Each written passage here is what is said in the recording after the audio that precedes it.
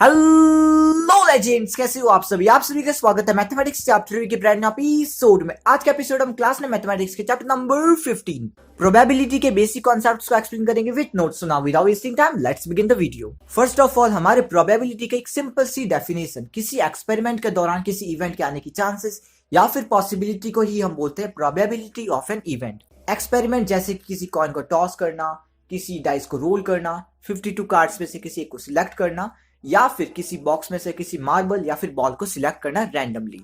And talking about events, किसी coin को जब आप टॉस करोगे तब आपके पास से दो इवेंट्स होंगे या फिर बोलते दो आउटकम्स होंगे जो कि head and tail. For die हमारे पास में होगा 1 से लगाकर 6 नंबर्स, यानी कि टोटल 6 आउटकम्स होंगे, सो ऑन।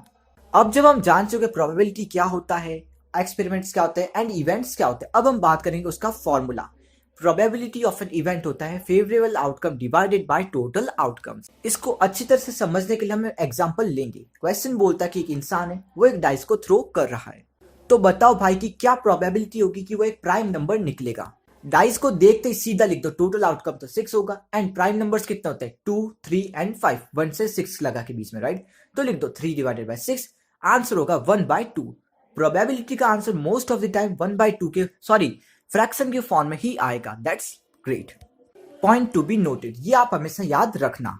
किसी एक एक्सपेरिमेंट के दौरान जितनी भी प्रोबेबिलिटीज निकलती है ना, उन सब का सम हमेशा 1 ही होता है, भले कितनी भी टर्म्स क्यों ना हो। ये आपकी बुक बोल रही है।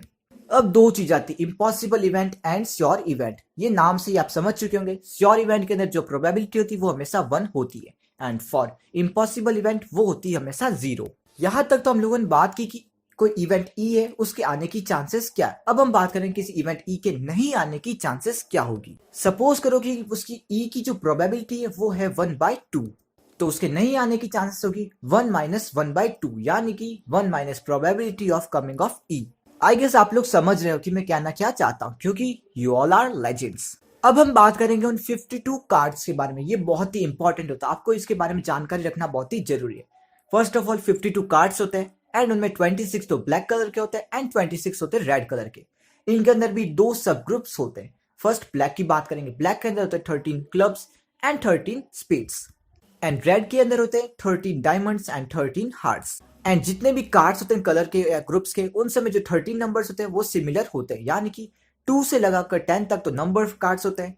3 होते हैं फेस कार्ड्स जो कि जेक, क्यून एंड किंग, जो भी आप उसे बोलते हो, हिंदी में इंग्लिश में जो भी बोलते हैं, I don't care. And the final A, जिसे आप एस भी बोल सकते हो। अब इसका एक क्वेश्चन ट्राई करते हैं।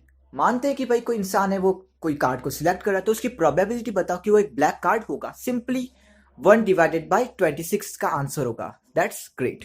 अब क्वेश्चन थोड़ा सा टिपिकल होगा। अब वो बोलेगा कि वो कार्ड एक एस होना चाहिए। आपको पता है टोटल 4 एस होते हैं एक सेट के अंदर, तो simply 4 divided by 52 and cut on करते जाओ एंड आपको आंसर मिल जाएगा, जो कि होगा 1 डिवाइडेड बाय 13।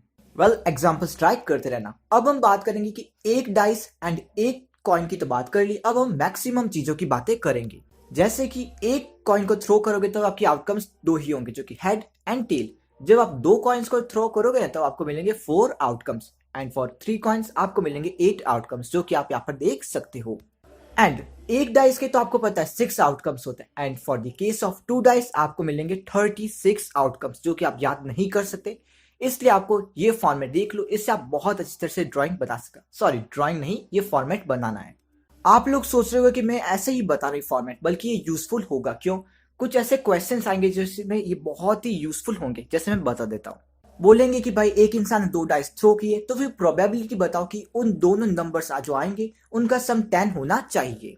तो फिर आप इस फॉर्मेट में देखोगे कि दोनों साइड्स के जो डिजिट्स होंगे उनको ऐड करो, अगर वो 10 बन रहा है तो फिर वो आपका फेवरेबल आउटकम होगा एंड जितने फेवरेबल आउटकम होंगे सो उसको फॉर्मूला में पुट कर दो ना, आंसर आपका आ जाएगा। अब इस चीज से रिलेटेड हमारे पास में 3 टर्म्स आती है, exactly, at least and at most. Exactly का मतलब तो सिर्फ और सिर्फ वही नंबर आना चाहिए, जैसे कि 10, तो फिर 10 के जितने भी बन रहे आउटकम्स वही उसका आंसर होगा। एंड फॉर एटलीस्ट, एटलीस्ट क्या होगा 10 या फिर उससे ज्यादा जो भी बन रहे वो सब आपके आंसर में एग्जैक्टली होगा। एंड दी फाइनल, एटमोस्ट, इसके साथ 10 तो होना ही चाहिए एंड उससे जो कम होंगे वो भी चल जाएंगे। Well, it was easy, right.